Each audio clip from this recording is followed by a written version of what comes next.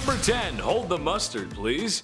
World War I cannot be talked about without talking about the crazy advancements in technology. Seemingly, nations and empires were just itching to try them out on each other.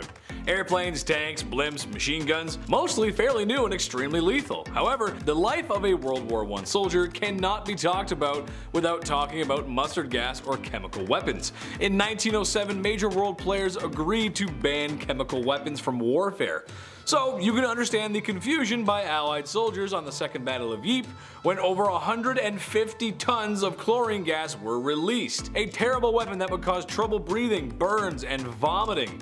It was so effective that the Allies immediately began working on their own chemical weapons and gas masks to prevent the effects of this supervillain level weapon. I think this quote by World War II General MacArthur sums it up. Whoever said the pen is mightier than the sword obviously never encountered automatic weapons. He's not wrong. He's not wrong. Number 9. All quiet on the Western Front. This is kind of obvious, but people die in war. In World War I, a lot of people died, and a lot of these young men and comrades in arms formed bonds with one another, only to have those friends and brothers be killed and taken away from each other. Over 2 million German soldiers would perish in the First World War, which later would have all kinds of disastrous effects on the country, especially with the rise of Evil Mustache Man. France also lost a similar amount of men. Trench warfare was brutal, and I'll get to that shortly. One of my favorite books and movies, actually, All Quiet on the Western Front, depicts a group of young German boys who are in this thing together, all while having a strong anti-war message, or at least questioning the legitimacy of the First World War. Just make sure when you're in the trenches, no one's handing you those fresh new boots. It's an omen. Number 8. 1-star review. It may come as a surprise to some of you, but living in the trenches on the Western Front wasn't a super fun time. We don't recommend it here at Bumblebee. If you're like me, then you love a good hearty meal. Like my mom always said, I'm a meat and potato kind of guy. That's just how it goes. A nice grilled rare steak, roasted garlic potatoes, and a freshly tossed crisp lettuce Caesar salad. Ooh, that sounds amazing. I'm kind of hungry now. And maybe a beer or two to wash it down. Just a classic meal for a classic guy that I really enjoy. Sadly for the boys in the trenches, this could not have been further from reality. Anyone in the military today with our modern technology will tell you how delicious MRE rations are. But for soldiers of the First World War, rations were limited. And as time went on, especially on the German side, where in 1918 rations were whittled down to turnip soup and turnip bread. Ugh. There were still beer rations. However, and if I'm going to be shot at, I still want a little ale to cure what ails me. You know what I'm saying? Go a long ways. Number 7. Viva La Revolution. Juana de Paria was born in Spanish-controlled Peru to 2 loving parents. Like many classic stories, her mother sadly passed away when she was young, where she grew very attached to her father. Although unusual for the time, her father instructed her on how to horse ride and sharpshoot. Even helped her father work during the days. They were pretty tight, but like an M. Night Shyamalan movie, there's a double twist. Her father passed away in her teens. Now an orphan, she was forced to move in with her aunt, where she quite possibly developed the very first feelings of teenage angst before there was ever an Avril Lavigne album. Juana would often have outbursts that got her eventually sent to become a nun, where that also did not go very well. During her studies, she was fond of Joan of Arc, but eventually she was expelled at a young age of 17. After years of witnessing colonial reign, she joined the revolution. She became so passionate about the cause, she once fought a battle while pregnant, went back to have a baby, and then went back to battle with the baby strapped to her back. Man, sometimes I don't even want to get up after a large meal. What a woman! Number 6. Not one step back. Lyudmila Pavlichenko was just like any other girl in Russia in the 1940s. She was in her last year of university when history's favorite mustache man invaded history's second favorite mustache man. Feeling inspired by her country's call to arms, she signed up for military service. She would eventually find her way to be a sharpshooter. During the siege of Odessa, she is credited with 187 confirmed kills. She married a fellow sniper, he died, then she went on to have over 300 confirmed kills when the war was over.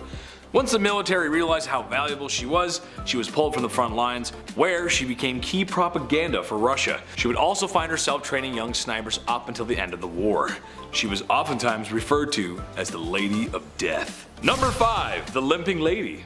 World War II was the cause and effect for a lot of things. If you like spies and espionage, it's kind of where it all started.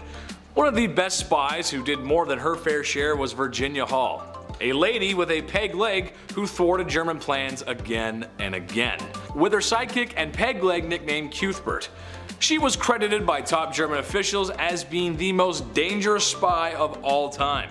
In one OSS report, her team is credited with destroying 4 bridges, derailing a freight train, and neutralizing 150 enemies, with hundreds more captured. Now, I'm not a world-class detective or anything, but I feel like if you're trying to find the female spy with a peg leg, it isn't that hard, on account of, you know, some pretty specific identifying features. I don't know how you messed that up. Where is the lady? Where is her? And you like hear her walking down the hall. She got a peg leg. What do you mean? Number 4. Miss General. Fuhau was one of 60 wives to Emperor Wu Ding, which I'm not sure even Mormons can figure that out.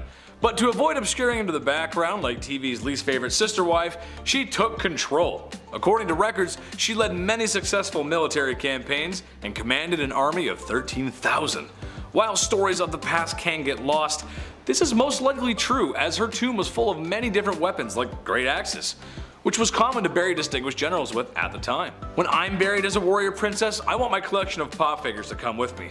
I spent too much time on those bad boys to not take them with me to the afterlife. Number 3. Humanity. While a lot of soldiers met their demise to the new inventions of the war like chemical weapons and improved artillery, trench warfare brought out the worst in humanity. The idea of going over the top was to take the enemy trench. Doing so would move the front line up. A war of inches, if you will. However, you cannot take the enemy trench if the enemy is still there. And that is where the bayonets come in, gentlemen. Horrific as it may be, once you made it into the trenches, the warfare looked more like Stone Age fighting than modern. Swords, knives, rifles in close range, clubs, mallets, and homemade blunt objects, and sometimes fists, were used in an intimate setting of a muddy trench just to kill each other, often being some of the most brutal and intense fighting of the war. Even after all that, taking the trench was difficult, but defending it was more, as oftentimes armies went back and forth trying to break enemy lines in between trenches. No thanks. Number 2. Sharks with frickin' laser beams. Okay, I know the title's a little misleading, but hear me out. Airplanes and aviation had only been invented a few years prior, or at least a modernized version of them. So humans gained the ability to fly, something people of the past could only dream of. So what's the first thing humans do to this amazing revolutionary invention? Can we weaponize this? Yeah, it's kind of messed up to think about, but when we gained the ability to fly, one of the first real uses we used it for was to destroy each other. Airplanes did play a crucial role in World War I, but not just for ace pilots like the Red Baron, but for reconnaissance. At least the tank was designed for military application. Leave it up to us to strap an automatic weapon and bombs to one of the greatest gifts ever given to mankind. And the sharks with frickin' laser beams attached to their frickin' heads are the same energy. I think so, at least. Number 1. Merry Christmas. This would honestly confuse me if I was a soldier in World War I. It would make me question a lot of things. Things like, why am I here freezing and dying? And shooting at people I don't really have an issue with. The Christmas Truce of 1914 was a truce by the Entente and the Central Powers, more specifically on the Western Front, who climbed out of their trenches to shake hands and share a moment of peace on Christmas. The soldiers, for the most part, got along swimmingly. What's messed up is a few days later they were back at it again with blowing up and destroying each other. Personally, I don't know how you could do that after sharing a beer with somebody. Just doesn't make any sense. Kicking off the list at number 10, Sir William Wallace. You've probably heard of this famous Scotsman at some point, you just may not even realize it. Sir William Wallace was born in 1270. His participation in the First Scottish War of Independence rightfully puts him on this list. And if you saw the movie Braveheart with Mel Gibson, you know exactly who I'm talking about. He rose to prominence in 1297 when he organized troops on the battlefield to go against the English army. Now, while some warriors on this list are more physical, and don't get me wrong, Sir William Wallace could easily punch my head off of my body any day, his feat came mostly from a strategic standpoint. Wallace was a motivator, in case you missed the movie. Number 9. Alexander the Great. Considered one of the finest generals to ever live. Alexander the Great, his name is pretty great, you for sure have heard about him at some point or another. The great king conquered most of the world, or what was known of it at the time, and he was young too. He died when he was just 33 years old, but don't let his age distract you. Alexander the Great fought on the front lines of every single battle, instead of other kings who would just watch from the back and eat grapes in their pajamas. He took over huge kingdoms. He took over Persia, India, and of course Egypt. In his 15 years of ruling, he never lost a single battle. He named 70 cities after himself, well, even naming one after his horse, Bucephala. How he died, we're still trying to figure that out. All we know is that it was in 323 BC and he drank a bunch of wine, got sick, and then 2 weeks later was dead. The wine back then was pretty bad though. It wasn't like, oh, Merlot, you do like that whole sniff test. It wasn't like that. It was like in a bucket. It was gross. Number 8, Leonidas. One of the kings of Sparta. If you've seen the classic film 300, remember that one with the whole chest kicking to the big pit thing? That was that movie. Leonidas was the leader of said 300 Spartans. Legend has it he was the last one standing after the Battle of Thermopylae, and he took on hundreds of thousands of Persian soldiers before meeting his own fate. He was the king of Sparta from 490 BC until 480. He lost the battle, but history will continue to tell his story, because it's exactly the type of hero that belongs on this list. Not really hero, just more of like, how did they survive this far and this long? How did they do all this? As soon as Leonidas realized the Persian soldiers had this one, he sent away his entire army. He wanted to save them all. All left, but you guessed it, 300 of them. They vowed to stay with the king until the very end, and so they did. These warriors had massive shields, spears, iron swords, and they used a formation called a phalanx, which was just shields overlapping each other with spears poking out. It's actually really intimidating. I can't imagine actually having to run towards this. No chance. I'd be like, hi, I'm done. Like paintball, I'm like, just put my hand up. I'm like, nah, I'm out, they got me, we're good. Number 7, trench living. I know after a long day of work, most folks like to kick back and relax. A nice warm house, a cold beer, maybe the game's on. You come home to a family that loves you. The life of a soldier in World War I was more of the horrific variety. Basically, you live in a deep hole that stretches for miles and interconnects with tunnels and other trenches. It's freezing cold in the winter, blistering hot in the summer. Rain's right on top of you, and the mud. Oh, the mud is an issue. Bogged down in a muddy hole, wet freezing with other miserable men who are also wet and freezing. Just not a fun time for anyone involved. I love winter and a good rainstorm here and there, but the difference is I get to come out of the cold after a long day making snow angels or jumping in puddles. The impending doom and being soaking wet would damper anyone's mood. Number 6. Disease in a time of plague. While living in a trench for long periods of time may suck, there's other things besides spooky spiked helmeted Germans waiting to kill you. Bullets, bombs, and artillery are lethal, but you had a very high chance of dying from disease. A lot of these trenches became isolated from supply lines for multiple reasons, and sometimes could be a logistical nightmare, meaning supplies were oftentimes difficult to come by. But no amount of supply could fix the disgusting living conditions of the trenches.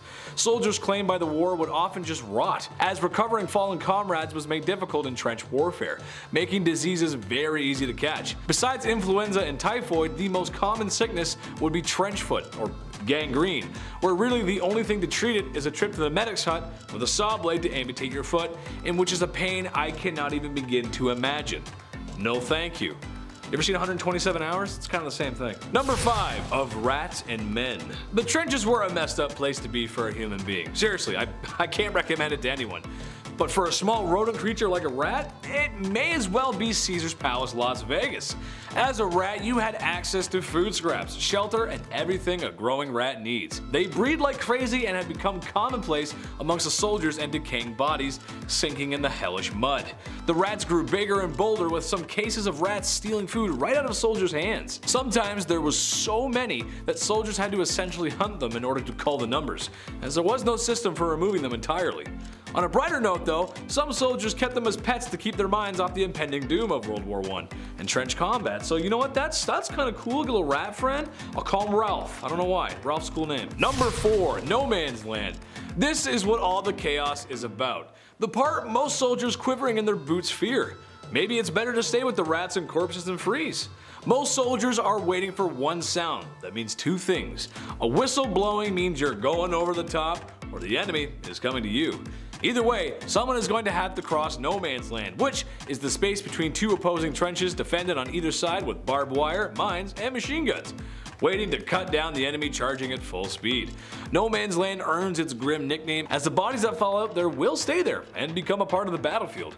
Rolling artillery barrages were meant to aid soldiers in crossing No Man's Land, but no amount of help, liquid courage, or any other factor could really prepare you for that first leap of faith, climbing over the top and facing the enemy. Number 3. Genghis Khan. Famous for uniting the tribes of Mongolia in the 12th century, Genghis Khan soon conquered most of the Asian continent. The head count that he and his Mongolian horde reached, I mean, we're talking tens of millions here. It's really hard to do a list of warriors who went through a lot and then also talk about Genghis Khan because he killed so many people. It's really tough to break down how fierce he is without sounding like I'm glorifying the dude. He did most of the fighting on horseback. He would actually use a composite bow or a battle axe. The actual training itself under Genghis Khan's ruling was, as you'd expect, quite brutal. Younger folk would have to learn how to use all types of weaponry. Number 2. Adrian Carton de Wyatt. 6 decades and 4 wars later, Adrian Carton de Wyatt has survived the impossible multiple times. I gotta throw him on the list because it's more recent, and also listen to this. He's considered one of the most dedicated soldiers of all time because, for starters, after he lost his left hand and left eye, Adrian did not retire. Instead, no, the officer went on to experience 10 more horrible injuries. He cheated death that many times. As World War I broke out in November 1914, Carton was serving with the Somaliland Camel Corps opposing the forces of the Dervish state. Now, he was shot in the arm first and then the face, and that's how he lost his eye. But a grim detail shared by Lord Ismay, who served alongside the soldier, said in 1964 the doctor at the time couldn't do anything about his eye, like at all. So he must have been in the worst pain, but still, that was the first injury. He kept going with that eye thing on top of all this. After the incident, Adrian relocated to Europe, where even more action was waiting. He received more gunshot wounds, this time in the head, hand, stomach, groin, leg, ankle, you name it. If that's not inspiring enough, he survived numerous plane crashes and also a broken back. And finally, number 1, Skanderbeg. Named by the Pope as the champion of Christ, okay, Skanderbeg is one of the most important individuals in Albanian history. He was originally raised as a hostage in the Ottoman Empire, but over time he became one of their top military commanders. Now, come 1443, the plan changed. The once captured Skanderbeg turned on the empire. He went back to fighting on the Albanian side. One of his most notable features here was his involvement in the conflict between Islam and Christianity. Because of his training at a young age, he was fearless. He would lead his troops again from the front line. He wouldn't sit back and watch. No one's sitting back and watching on this list, except for you. Hit that thumbs up. Kicking off the list at number 10, A Day in the Life. So as soon as the sun came up, your life as a Civil War soldier began. You would train day in, day out, preparing for battle. It was important that each soldier knew their role to work together as a unit. Now, I would say that there's no time for fun and games, but they always made time to blow some steam off. In between drills, soldiers would do chores just like we do every day. They would cook meals, do laundry, clean gear, and make sure that everything is smooth. Passing the time was done by playing dominoes or poker. Reading was of course a popular way of passing the time as well, but it was a lot harder to get your hands on a book back then, especially when you're running around between marches and battles. So more often than not, soldiers would trade newspapers with their opponents. You would hear about the Christmas peace treaty, but this would happen as well. They would just trade papers. A soldier named Milton Barrett, stationed in the 18th Georgia Volunteers, wrote about this back in 1863. They said, "Our regiment had just come off picket. We stood close together and could talk to each other. Then when the officers were not present, we exchanged papers and bartered tobacco for coffee." They would do it when the officers weren't looking. That's the most intriguing part. They would manage this by using a small boat. Tricky, always a way. The first aerial photograph was back in 1860. James Wallace Black took this photo not by using drones or any bowling alley crazy technology we have today, but rather just a hot air balloon. This lovely landscape is the town of Boston, and you're looking at it from 2,000 feet. This was a long time before selfie sticks. Even longer before that, hot air balloons were being used in warfare. The first account of a hot air balloon being used was The first account of a hot air balloon being used in war was 1794, when the French Committee of Public Safety created the Corps d'Astrociers, which is a hot air balloon squad. They were used in the Battle of Charleroi and Fleurus, and then 70 years later they were used in the American Civil War. They were pretty large as well. They could fit around 5 guys, where smaller balloons like the Eagle and Excelsior only carried 1 soldier. Those were for stealth flights. That'd be pretty brave. Imagine seeing a hot air balloon coming over the horizon and it has soldiers shooting at you. That's incredible. I didn't hear about any of this growing up. They could reach up to 1,000 feet, so they definitely had a vantage point like no other, and they would communicate with soldiers on the ground using flag signals or, of course, telegraphs. The most successful balloon program in the Union was under the command of Thaddeus Lowe. He and Lincoln were allies, and Lowe actually sent a telegraph to Lincoln once describing the view of Washington from above. Call your friends more and describe your view to them. You might get a few things done. Number 8, bounty jumpers. Fewer than 150 Union soldiers were killed for desertion, and Lincoln was actually constantly writing letters and endorsements reducing soldier sentences from death to labor during the war. That's how bad it got. Deserters were a big problem for both the Confederate and Union armies, so it was punishable by death. After the Battle of Fredericksburg, the Union had 100 deserters roughly a day. That's a lot, every single day. The Union actually used peer pressure at one point just to keep soldiers from leaving. In 1863, the Union offered regiment perks if a certain percentage of original men were on for a following tour of duty. So soldiers inside were making others stay on board. How they did that, what they said, we don't know. Bounty jumpers were men who were paid to fill in the spot of newly drafted soldiers. So these guys would join for a few days and then desert them all over again and join a new post as the new substitute and get paid. And of course, some deserters were branded to avoid this problem. Number 7. Julius Caesar. One of the most famous generals in history. Julius Caesar was a military leader who rose up through the Roman Republic, and then once at the top, Rome was never the same. His rule lasted not even a year before his rivals got the best of him. When Caesar was in his mid-20s, he was abducted by pirates. He was on his way to Rome for the island of Rhodes, but when he was taken, Caesar was insulted at how low the ransom fee was. He was encouraging these pirates to jack up his own price. Could you imagine that? He was assuring them they can get a much higher price, and they did. But the thing was, Caesar was also pretty ruthless. After the higher ransom was paid, Caesar went back with some ships and a few choice words. When Caesar was stabbed 23 times, one of the attackers was actually the son of a woman named Servilia. She was one of his many mistresses alongside Cleopatra VII. He slept around, and in turn, Servilia's son, Marcus Brutus, helped end the general's life in 44 BC. Number 6. Richard the Lionheart.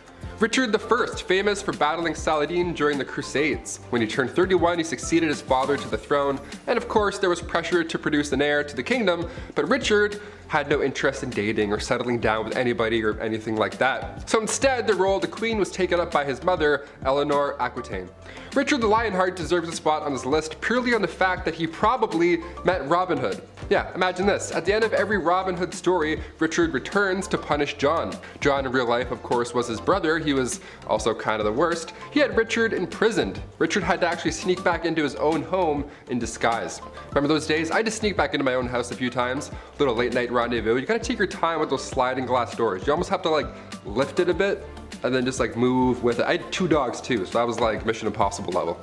Number 5. Alaric the Barbarian. Going back to around 400 CE, this leader was one leading the fall of Rome. Alaric the Barbarian trained in the Roman army and eventually led the Gothic troops. They fought with the Romans, but after Rome divided and all, the Barbarian fought against them. He ruled over the Goths, he was their first king, and then he sacked Rome. So a pretty big couple years there. After Rome, the Barbarian moved on to parts of Africa, and while his plans were far from being thwarted, the weather always wins. His ships were destroyed in a storm, so Alaric the Barbarian was forced to admit defeat this time around. Number 4. Spartacus. The famous gladiator, of course we had to talk about him. Born in 109 BC, he joined the Roman army as a wee young lad, but down the road when he tried to leave, he was caught and forced into the life of a gladiator. There's a certain word that I can't say, but he was one of those. He was forced to fight for the name of entertainment, the movie Gladiator. I mean, if you haven't seen the movie Gladiator, watch it. It's a masterpiece. I give it 2 thumbs down. Get it? Because Romans did the... We got it. We'll move on. He was forced to fight animals and other warriors, but just like he did earlier with the Roman army, he didn't want to fight anymore. He was done. He wanted a way out, especially in these horrible conditions. So come 73 BC, 70 gladiators led by Spartacus himself all made a break for it. They stole weapons from inside and then broke out. I like how I said to watch the movie and then I immediately spoiled the movie. My bad. I mean, you had 21 years, but sorry. Sledding. Number 3. Food March. In April 1863, a group of mostly women led a march to get the governor's attention. The governor at the time, John Letcher, was joined by President Jefferson Davis. It did not end well. The food situation in the South was not great because food prices changed depending on the status of the war. Outcomes of the battle directly affected prices because they were linked to the CSA's currency. That plus the fact that invading troops from the north would often burn crops when they came through, it was getting worse over time. Come April 1863, this march of women broke windows. They flipped carts until eventually they drew out Governor John Letcher and President Jefferson Davis. John Letcher literally started to throw cash at the protesters. Now they still didn't stop, obviously, that didn't solve problems. It was so bad that the militia almost had to open fire. Number 2. The Alligator. I mentioned soldiers and hot air balloons, so I must mention the United States Navy's first submarine. How fun. This 47-foot long submarine that was paddle powered, yep, you heard me, paddle powered, so you'd be inside and you would do this, We can't call it the USS Alligator because they technically didn't see any active days of combat. In fact, the Alligator, that's what I'll call it, had to be cut loose on its first mission. It was being towed behind the USS Sumter on April 2nd, 1863, right off North Carolina when bad weather hit. The Alligator went down and we haven't found it since. It's still out there. The Alligator is still lurking out there. Only a few months after this new weapon went down, the Confederate States of America launched their own sub, the H.L. Huntley, and it sank the USS Housatonic near the coast of Charleston, officially marking the first time a submarine sank an enemy ship. It also immediately sank afterwards, taking the lives of 8 crewmen, so even in victory, you're not safe. They made history but only enjoyed it for minutes. This is all tragic. Number 1. The wage gap. Hundreds of women joined the Civil War and they did so by looking like men. Yeah, they would pull a she's the man and get to work. But the thing is, like I mentioned before with the CSA's currency being affected by the status of the war, soldiers were getting $13 a month roughly. That's double what a woman could make anywhere on the planet, so they really had no choice but to join. This was long before women's suffrage, so if they thought you were a man, you could use that $13 how you wanted. So it comes to no surprise that women would keep this disguise even after the war ended. In 1909, the US Army officially denied that any woman was ever enlisted in the military service of the United States as a member of any organization of the regular or volunteer army at any time during the period of the Civil War. During the Civil War though, that was the first time in American history when women all came together in a war effort. Thousands of women from the North and South volunteered as nurses. Number 10. Queen of the Red Sails. In history, when men drop the ball, there's always an iron-willed woman to pick up the slack. Not because a man is telling her to, but because she wants to. How about inheriting a whole pirate fleet from your late husband? Meet Zhang Yisao. Her husband had managed to build quite the little nautical empire, and with his untimely passing, she became the boss.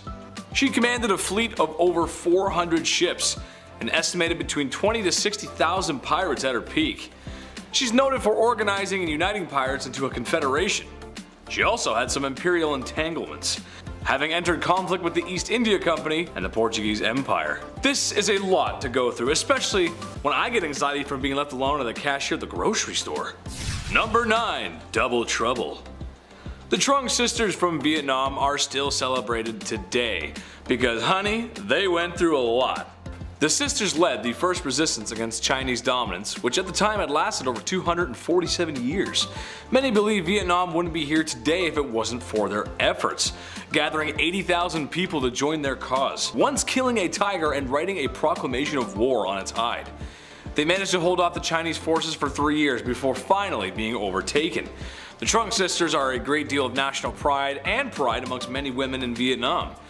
Sadly, the Chinese proved too strong. But to prevent capture, the sisters later drowned in a last fit of defiance. Number 8. Hell hath no fury. The Roman Empire was just about good at everything. Politics, culture, building a city that would stand the test of time, and eventually outlive their civilization. But perhaps the Romans' strongest attribute was their military. I mean, come on, it's Rome, no introduction is needed here. So when a man was worried that the Romans he had worked with might take over his homeland after he had passed, he left a note in his will saying, "Please do not take this. This is mine, don't take it." I'll give the folks at home a second to think about what the Romans did next. If you guessed annex his homeland and do non-YouTube friendly conduct things to his wife and daughter, you'd be correct. His wife Boudica, not feeling so cool about what happened, took some action by gathering the tribe together and revolting against the Romans. Defeating the scrambled Romans in a battle, she then made her way to Londinium, or what's now London, and had it burned. There were empires that couldn't take down the Roman Empire, and Boudica did it like it was nothing. They did end up losing and, once again to avoid capture, drank poison. But come on, she took down the Romans. Number 7. Daily diet. These soldiers were all around 25 years old. The minimum age to join, of course, was 18, but a lot of these guys who were that young would often lie about their age anyways on paper. So on paper, the average was 25 years.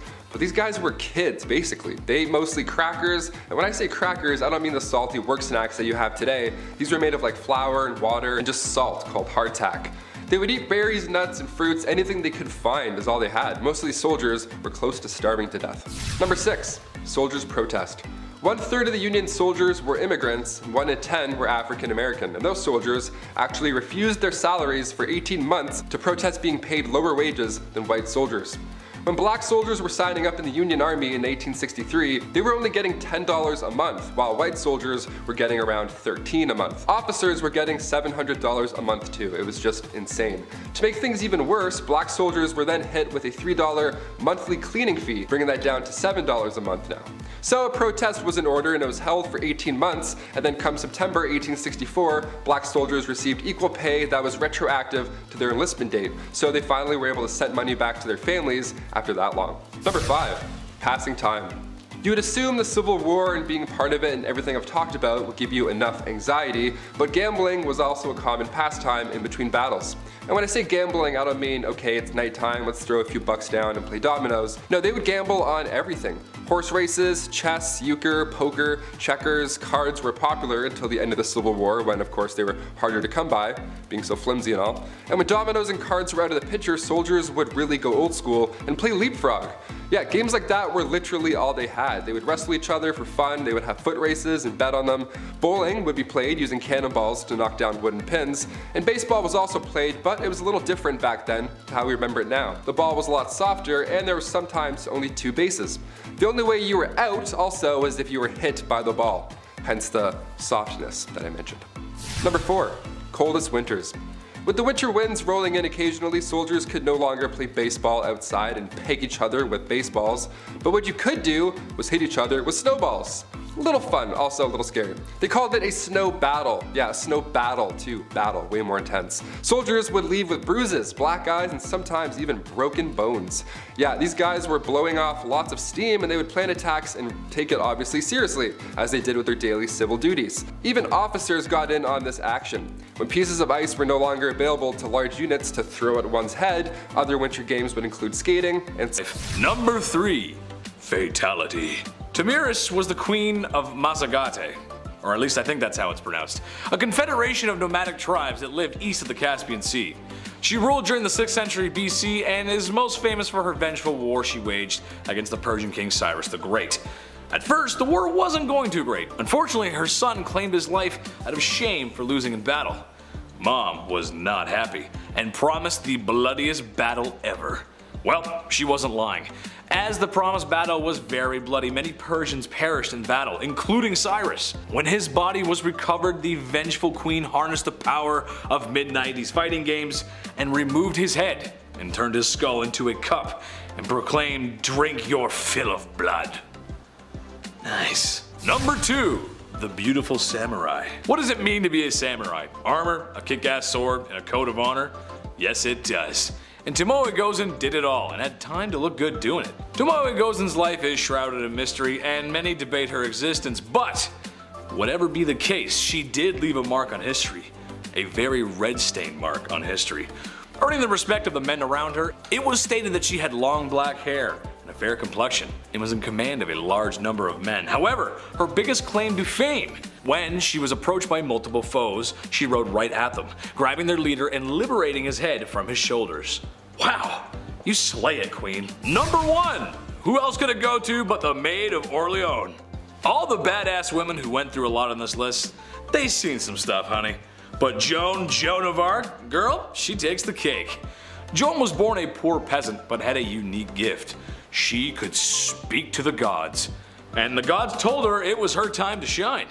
By the time she was 19, she had led thousands of men to battle and in glorious victory. Charles VII, losing the 100 Years' War at the time, said, "Alright, sure, send the girl to fight. What have we got to lose?" Well, they actually had a lot to win. Once Joan had gotten involved, the French began to win victory after victory, and her claims of being guided by God didn't seem so far-fetched after all. The British, being so shaken up by the young girl's military prowess, thought she had been possessed by the devil. The British, not liking losing war to a teenage girl, decided to treat her with compassion by keeping her warm with a fire while she was tied to a wooden post.